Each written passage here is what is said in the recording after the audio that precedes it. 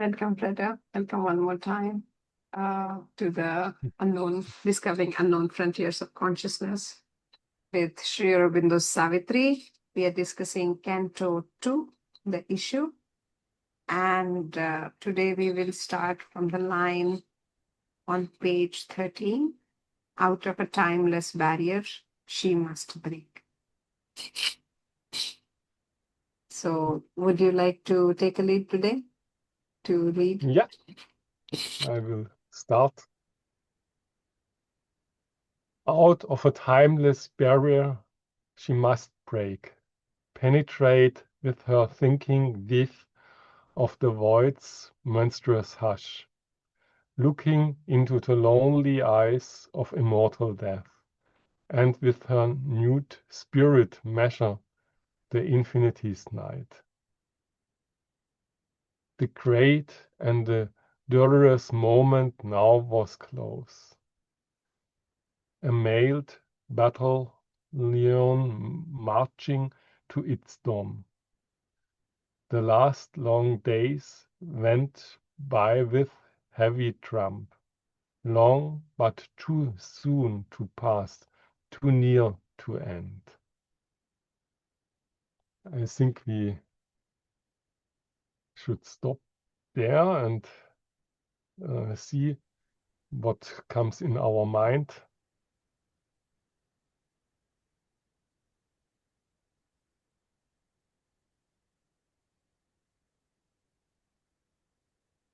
What stood for me is lonely eyes of immortal death.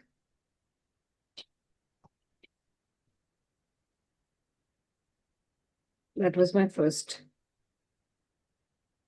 Yeah. And I think I can remember that we also spoke last time about it now. Yes. About this her nude spirit measure the infinity's Infinite's night. night. So we have discussed Yeah, this. Yeah. exactly. About her That nude I can spirit. remember. Yes. And Yes. I also felt that I think we talked a lot about measuring something. There is a exactly. contradiction between measuring something which is infinite. Yes, Yeah, yes, absolutely. right, But it right. would be nice to Exactly. see these 4 lines again with the new passage. Let's see if we can integrate that. I think Yeah, yeah. that's a very good thing. Of course, our life, it's always repetition. So, Yeah. So we take two and that's steps back, the we way connect. how we learned. Yeah. Always, So, always. I think it's a universal thing. But it again makes sense. I think it's one of the beautiful things that we did today. Unconsciously, of course, it was not planned. But usually we start from the line which we have not done in the last session. So we yes, take a new line and we start from there. Today we repeated the whole, at least 4 lines, which we discussed last. And now we are right, connecting it to the following lines. I think that's a right. beautiful connection there. I think I should do it often. That's good. That's how we can continue this. And new development only always comes by, let's say, mistakes. Mistakes. Yes, absolutely. And then the question is, what is a mistake? Yeah, that's a very deep question.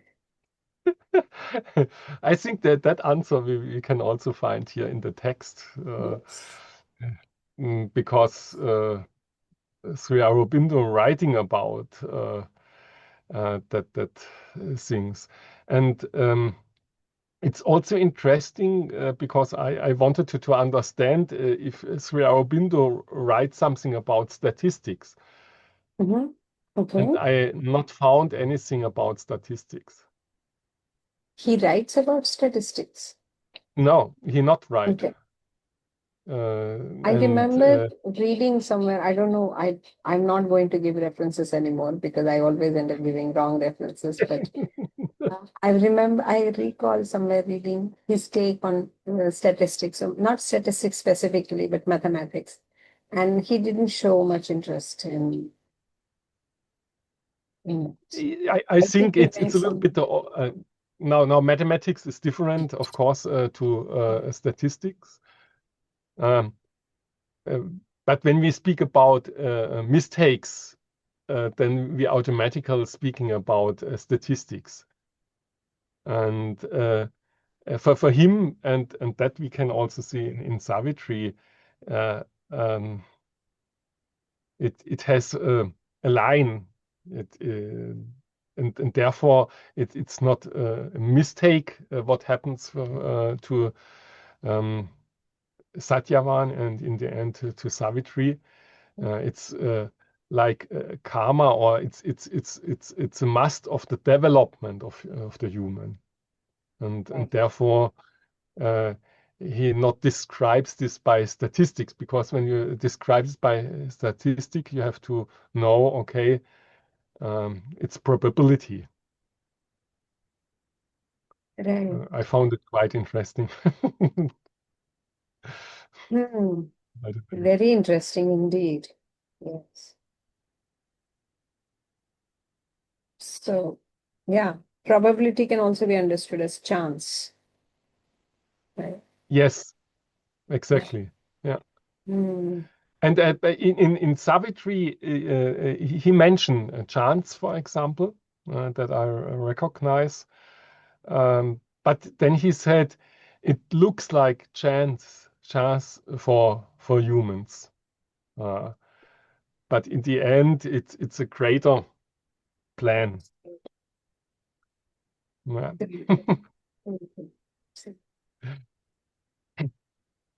But here in that sentence, so now he turned to something that now that moment now was close. Yes, So that means that Savitri has now to fulfill something to come in contact to that problem. right. But why would he call it the great moment? It's very simple, because that's what I understood in the moment, and that again is also I found it a little bit contradiction, great and dolorous moment. Mm. Um, but great in that sense that it's a huge development step for the humanity. And his understanding is that one person can change the development also of humanity. So um, let's say our karma is not only personal, it's over personal, and It's therefore it's a great universal. moment, because now it can change the world in another direction. Yes, that is true.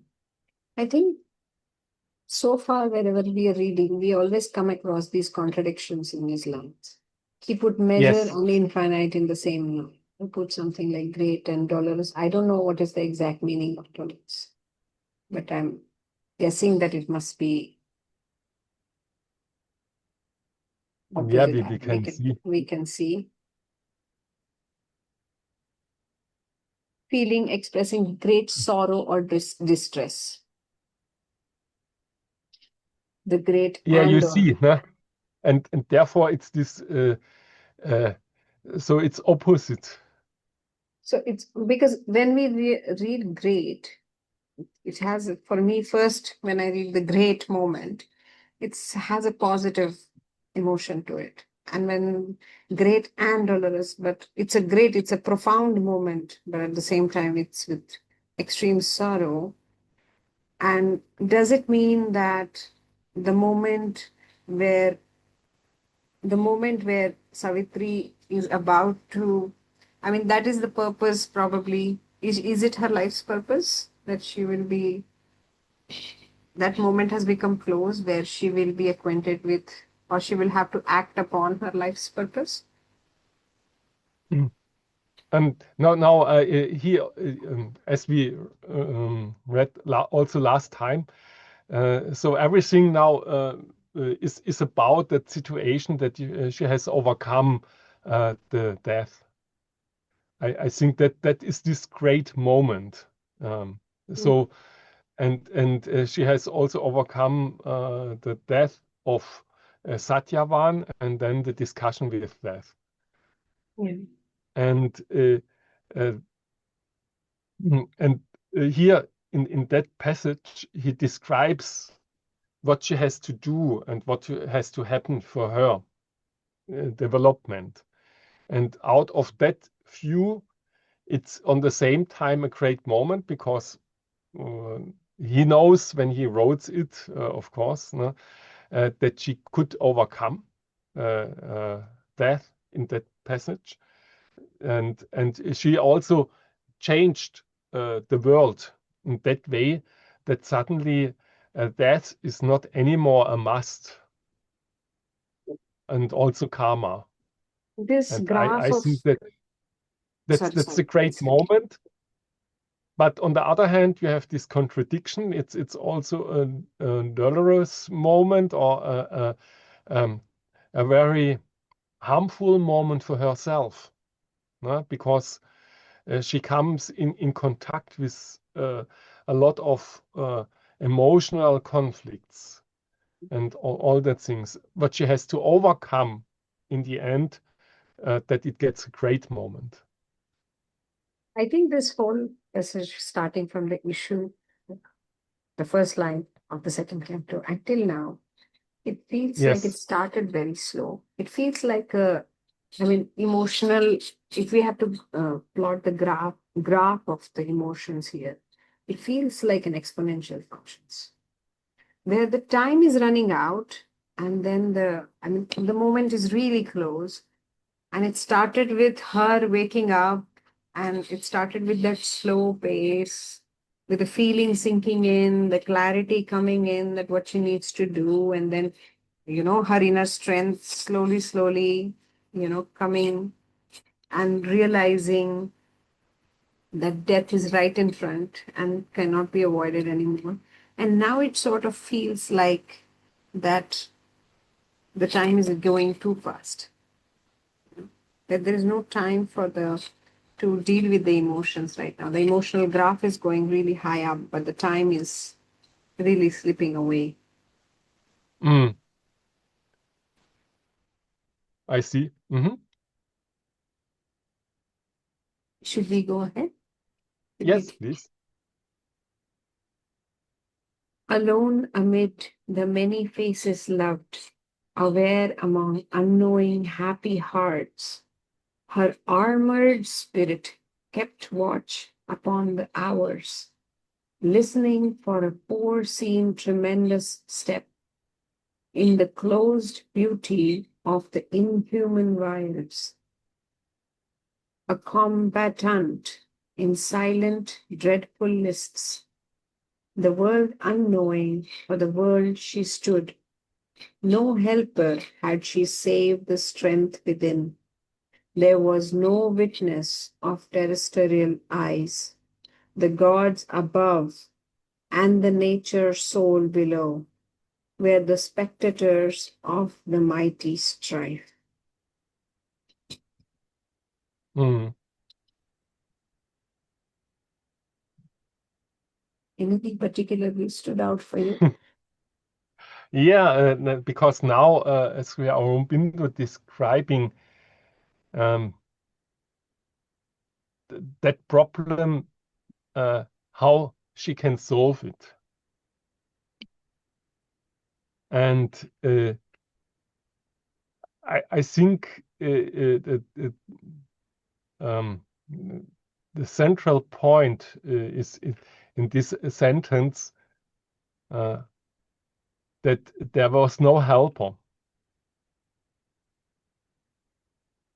And that means she has to find it by her alone. And you see, one can also write another poem, like I don't know, um, where suddenly other people comes and help her. But in that case, she is alone with herself and with her problems. And I think that's that one important view from Sri Aurobindo to Savitri, that she has to solve it by herself, but not with her alone, but with the divine power. And that's the reason why he describes in the moment that this situation is like there is no helper. Hmm. And I think one can also feel this quite often, that one come in situation where one have the feeling there is no helper, and suddenly one get strength, and then things are changing. And my feeling is this is a kind of description from Sri Aurobindo about her, about Savitri. What stood for me is there's a slight connection between, with the lines which we just read before this passage. The first line that you see on the screen: look into the lonely eyes of immortal death. Yeah. Again, a contradiction. Immortal, lonely, it has a very Yes. different feeling and aspect. Many times, I mean, here, whether the death comes across is a really powerful phenomenon. It is impossible to overcome something like death.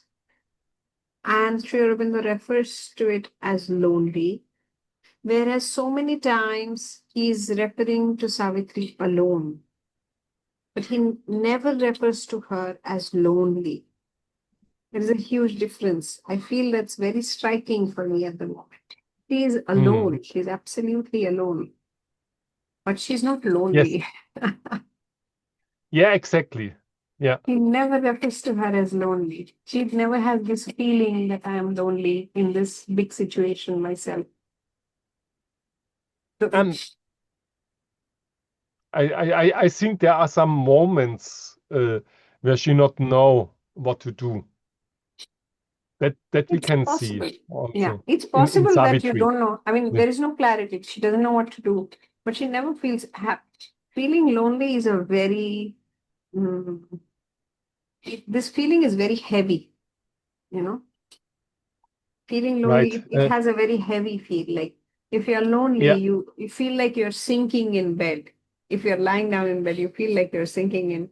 If you feel extremely lonely.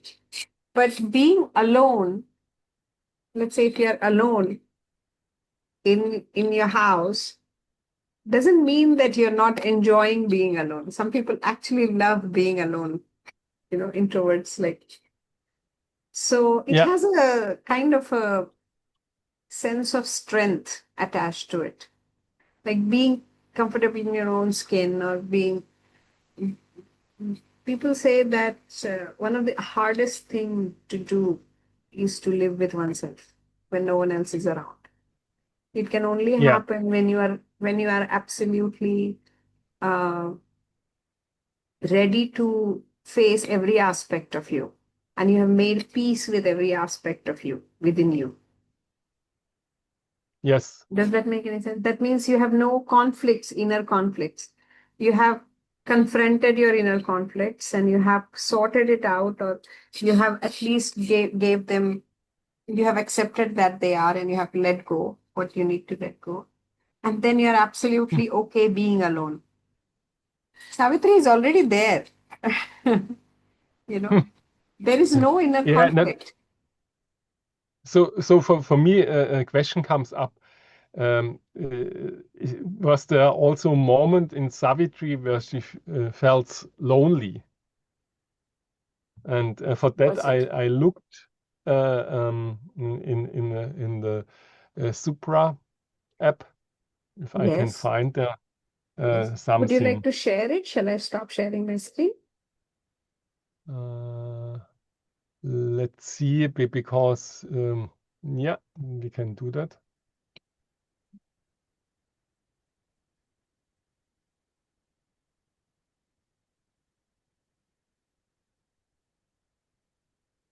You can see it now? Yes, it's appearing. Yes, I can see. So because here I have all the sentence where lonely is, we have a lot of sentence. No? And now I can make a summary of Okay. her and lonely and see what is saying. Okay, the sentence depicts her, often personality, earth, nature, or divine soul as a figure defined by lonely strength and singular purpose. This solitude characteristic her internal death of vast spirit as a confront faith, grief, and the infinity alone, highlighting her role as a courageous, isolated barriers of hope and a silent observer in a monstrous, vast universe. But it doesn't specifically say Savitri being doomed, is it? Yeah, here in that case, not. I can also see because there is also she rose in the. Then again, we can do it. Now you see, it's very easy to use. Yes, yes, yes. And here in this sentence, she represents a erotic feminine figure, Savitri, or a personifies cosmic force navigating a struggle between life and death. The word lonely characterizes her absolute is isolated and internal resolve. It describes the singular nature of the spirit, the burden of carrying the world's future unhelped, and the quiet strength required to confront the infinity or the void alone. Together, the terms portray her as a solitary agent of destiny whose individual lonely strength is the only thing standing against extinction. Only strength. Is this possible to refer to the sentence from which the summary is drawn? Which sentence it's referred to, and which canto it is?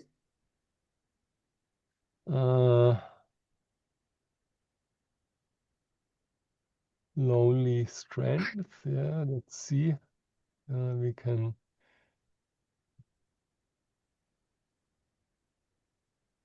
One more, and then I can go to that one. Savitri drew back her And then heart. towards the black void. This is book. This is Canto. Canto 1, Book 9. Book. It's coming. The Eternal Night, which makes sense. I think that's a wonderful insight. Savitri drew back her heart's force that collapsed his body still, where from her lap remounted on the smooth grass softly it lay, as often before in sleep. When from their couch she rose in the wide dawn, called by her daily task. Now, too, as if called, she rose and stood gathered in lonely trance, like one who drops his mantle for a race and wait the signal mountainless shift. Nice picture. I think we should read that soon. Are we going in a sequence? We will go in the sequence, right? Book 1, 2, and 3. Yeah. It will take us time to reach Canto 9, but it's nice to can Yeah, witness it's this nice right to see how this is connected in the whole story. right. So I not found directly what I'm searched for, that she has this feeling of loneliness. But I think, as we discussed before, it's you can share again. It's about that situation that she has to overcome it by herself, I think, and therefore he used this word lonely. I think the word lonely strength, right? That means that's the only thing standing against. Without her strength, there is nothing that is Yes. standing against the death. That's what I understood. So that for me, it doesn't necessarily make her lonely. It actually makes her stronger. Yeah, That's and right. you have to know that the strength comes in the end from the divine, because she found herself, she found her soul, and that exactly gives her the strength. Right. I think in some other way, let's say we cannot say it's simple, but finding the soul, which is also one of the most important chapter in Savitri. Yes. There the change comes for Savitri, and then she recognizes strength in herself, Right. and I think that's is important, and also that he mentioned, as we discussed before, that only the soul power can change the situation and the karma. Actually, that's very true in real life also. I mean, it's applicable to each one of us. The power of our inner being, what we call it as soul, has the strength to change the flow of events or fixity of events. That is, we can change the course of things happening. So Yes. we can say that this is the intent setting in within Savitri, which is she's somewhere between making this decision for herself that she is going to go against the death, or she's going to try and pursue it. But she's not there yet. As you said, that she at one point she will realize her strength. So she has the strength, but she doesn't have a realization of her strength yet. Right? This is where we are right now. Yeah, no, and all this chapter that we have to recognize, it's describing the situation before what will happen in the other chapters. So it's more or less a kind of overview, and but also description what she has to overcome and how is her situation, I think, and that's quite nice. That's where Aurobindo describes here in that, and that I not recognized before in the issue, that the whole story, or the main point of the story. Okay, then Another thing let's which continue. stood out for me, I'll just read the lines which stood out before we go ahead. Her armored spirit, that term really stood out for me. Kept watch upon the hours, and then the gods above and nature's soul below were the spectators of that mighty strife. I don't know why it stood out for me, but for me, it felt very powerful. Something which is God and nature, which are both considered extremely powerful, mighty, and they are the spectators. That means they will not be taking part in any way, whether they will not be helping out Savitri. This is what it appears right now. I don't know how the story will go in future, but they will just be watching what is going to happen. And she's all alone against this tremendous impending Again, doom. yes, yes, and you see again how he describes the situation always in this contradiction, a Yes, closed beauty of the unhuman wilds. Usually you will not write it like that. right. Closed beauty of the inhuman vibes. Wow. Human wilds. Inhuman is, yeah, inhuman is something which is doesn't show any positive human qualities, you can say. And we call somebody inhuman, that then they are either barbarous or not very Exactly. nice. Yeah, yeah, And exactly. And but it's the beauty. It's it's very beauty cryptic of that situation. No? in the Mm, closed and beauty of the inhuman vibes. yeah. Each word, each line is so cryptic and so powerful that we can just sit and meditate on each of these lines, and we can just hope and pray to reach somewhere. But that is our mental limitation. I think very few of us have this ability to go beyond the mind, and because I just read today in it was volume, I think it was Secret of Veda, Hmm. where he said that he was talking about Veda, and he was talking that Veda should not be understood. It's not something that you can understand with logic. Mm. You can definitely make a use of logic and abstraction and your mental faculties, but then at some point of time you have to go beyond it, because they are supposed to be um bring back they're supposed to come back to life the way they have come down, you know we Mm. cannot bring them with the mental faculties. It is very cryptic itself for me. And Mm. what he's doing here is something that cannot be understand. It's not understandable by mind. It's beyond the rational thought. Something like in the closed beauty of the inhuman vibes.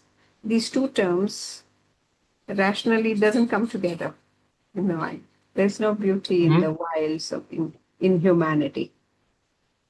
That means the But extreme. mhm. Sorry, I'm so sorry. Go ahead.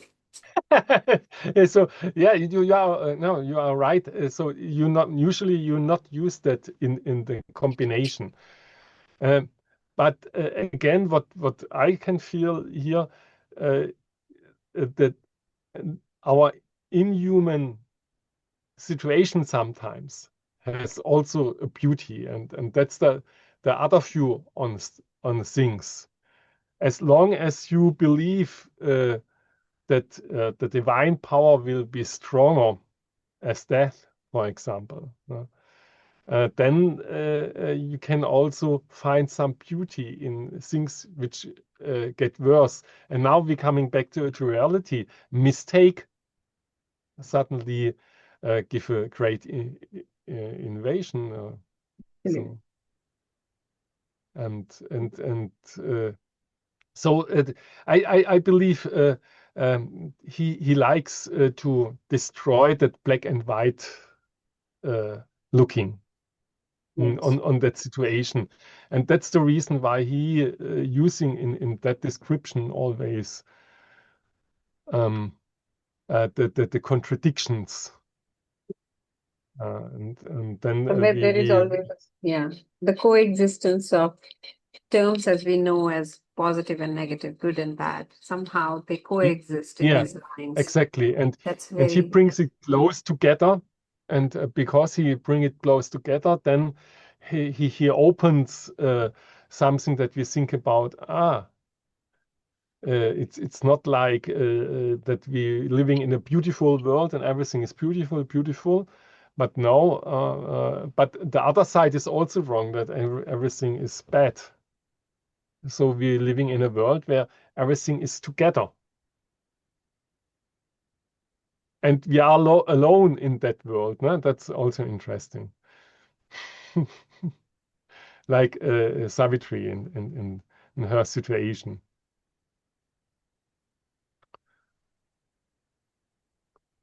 But there is something in us, as he describes, which can overcome that things. This brings me to, I'll bring the book. I'll just pause the video because I want to give this as a right reference. Just if you can give me 1 minute. Okay.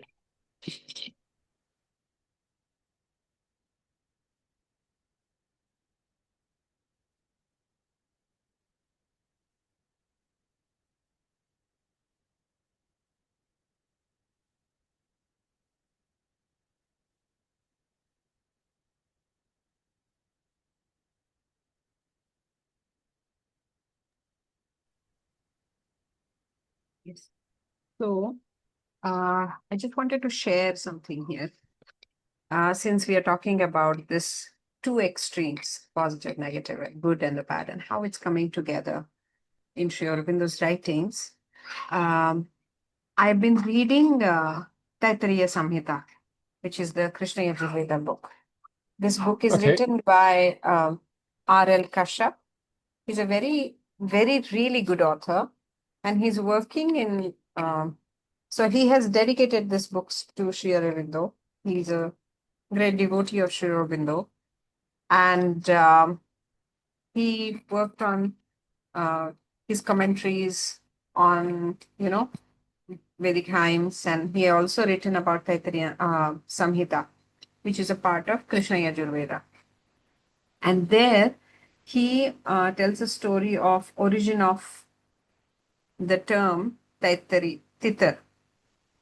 And he says that Tvastshtra is the divine architect who creates a variety of forms, both according to Rigveda and Taittiriya Samhita. So there is this divine architect, and his name is Tvastshtra. His son, he created a son, or his son's name is Vishwarupa.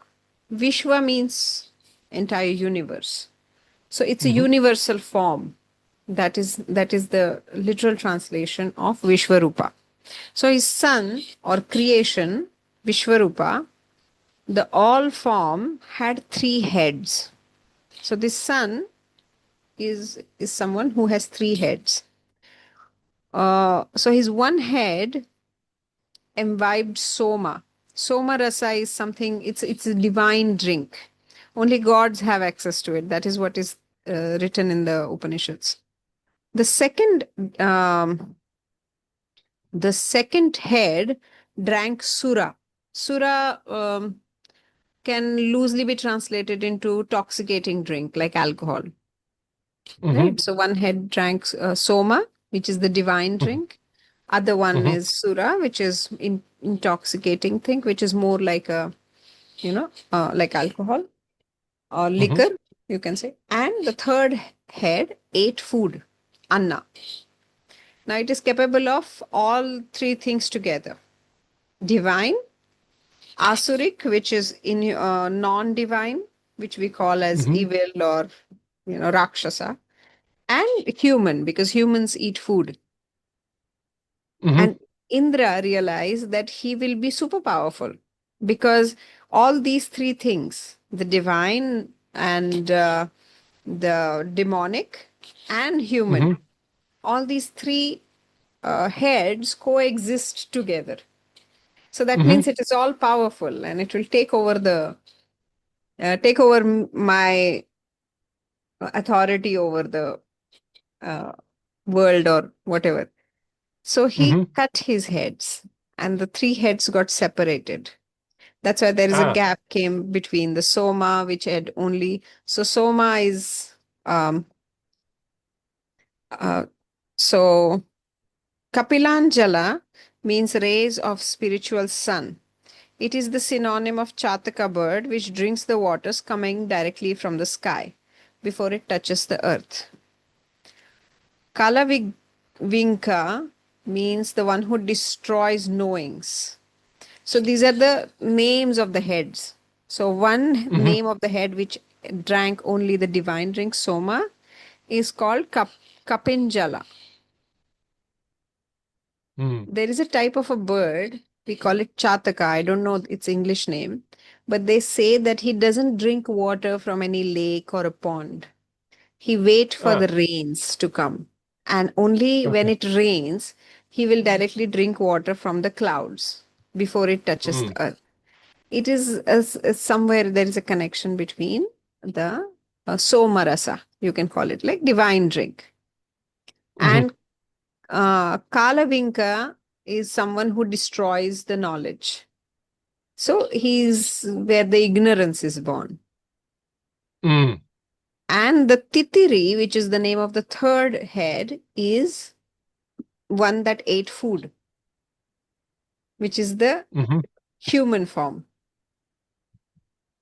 So what I see here, why I'm reading this, is because there is a mention of somebody like Vishwarupa, where the good and the bad and the in-between, which is human form of it, where good and bad also coexist to some extent, or they coexisted in the form of Vishwarupa. And we see the same phenomenon happening in Savitri through Sri Aurobindo's writings, where he's trying to bring undifferentiatingly these three phenomenons together, where they're coexisting together. That is the beauty of it. So does that make any sense? Sorry if I'm deviating too much from the topic. No, I think it makes sense because you see, this is a description also in many other religions where we can find it. So we humans have this inner feeling of these contradictions between, let's say, good and bad in the end, and we are between. And on the other hand, and now and that's now that powerful description of Sri Aurobindo. What we can do is to focus on the right way. And the question is now not that we are living in this contradiction, but what we have to do. And to focus is also one important task for Savitri. The question is, what is the right way? Yeah.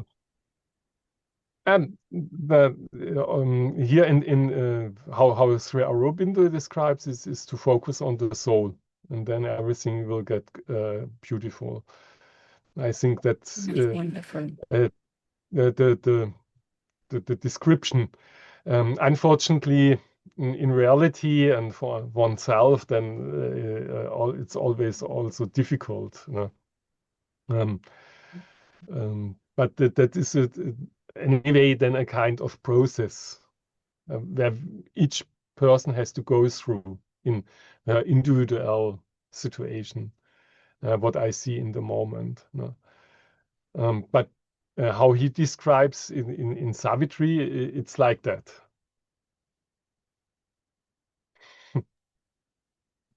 Yeah. I think it's profound in itself. Wonderful. And in the discussion with the dead, there we can also found many things which or where death tried to remove the belief of Savitri, of divine and of the goodness. Oh, okay. So this is something that will happen in future. Yeah, and that always happens also in life. So death in that case is also a symbol of our outside, what is outside our us.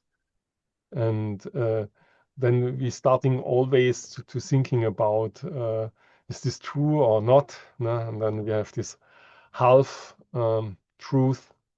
And so one can easily lost and to forget on what I have to concentrate.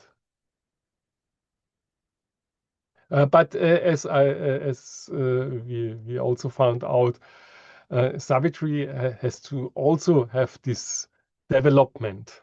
It's not like that she knows everything and what she has to do. I think that's also important, and that so that it's not like that the divine by himself is divine only. No, it's a development. It's my small understanding. Okay. Should we read one more sentence, or? I think we should. For next, we can read these 3 lines if you want, but in next session Yeah. again we can start with these 3 lines as we did today, and then. Yeah. Makes sense. Would you like to read it? I read the last time, so we can take turns.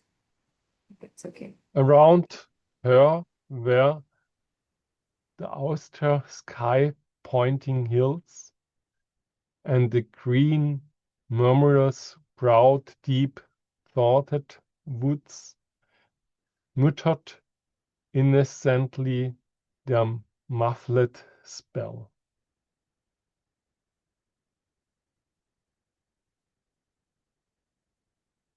Any ideas about that?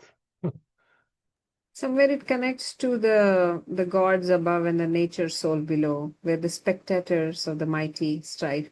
I feel like these 2 lines are a little further explored and expanded more. Where the austere sky pointing hills and the green murmurous means, they murmur among each other, like they talk. Broad, deep-thoughted woods muttered incessantly their muffled spell. But somewhere it feels like they're all just watching. They're discussing. It feels like, they seem like wise entities in nature and in heaven, but feels like they are just taking the role of a spectator for now. This is what comes in my mind for now. Yeah, I think it's this continuous description also of the nature soul, which is below, and yeah,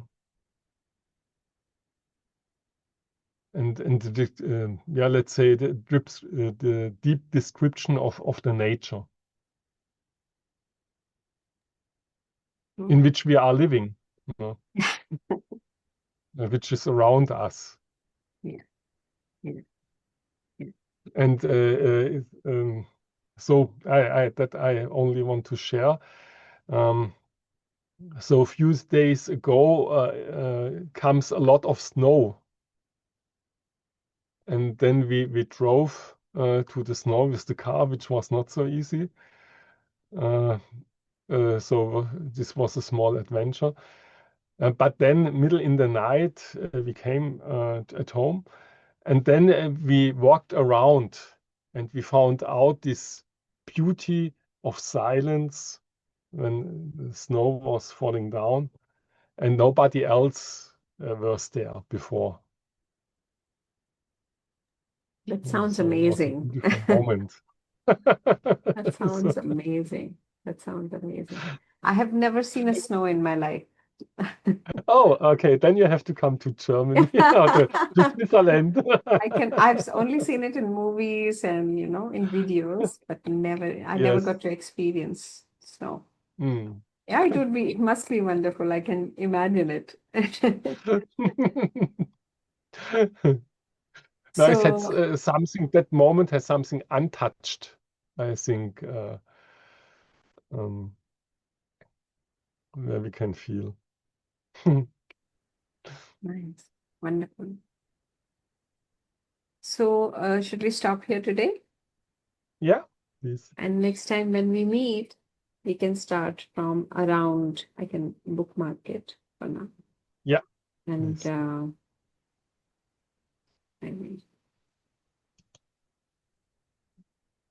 okay, I can stop recording. Next week, I just want to announce it for the video. So for next time, can we meet? Because I just realized that we have met 3 times in this month. Last we met was on 2nd of January, then 16th of January, and 30th of January. So we had 3 sessions this month. Usually we are supposed to have only 2, but somehow. So is it okay if we meet on 20th February, 20? Instead 20, yeah, of that's fine. 20, is that okay? Yeah. So next we meet on 20th of February, and then we can take again in March. So we will have 1 session in February, and then we can continue. Then we can have 2 sessions each month. Session in March. Yeah, that's fine for me. But you have to send invitation. I will That send would the be nice. invitation. Yes. Yes, calendar invitation. That would be good. Calendar invitations. Yes. I will also send the form links if somebody want to join. Because I know that people have started watching our videos. So I'll just keep a form if somebody wants to join our sessions.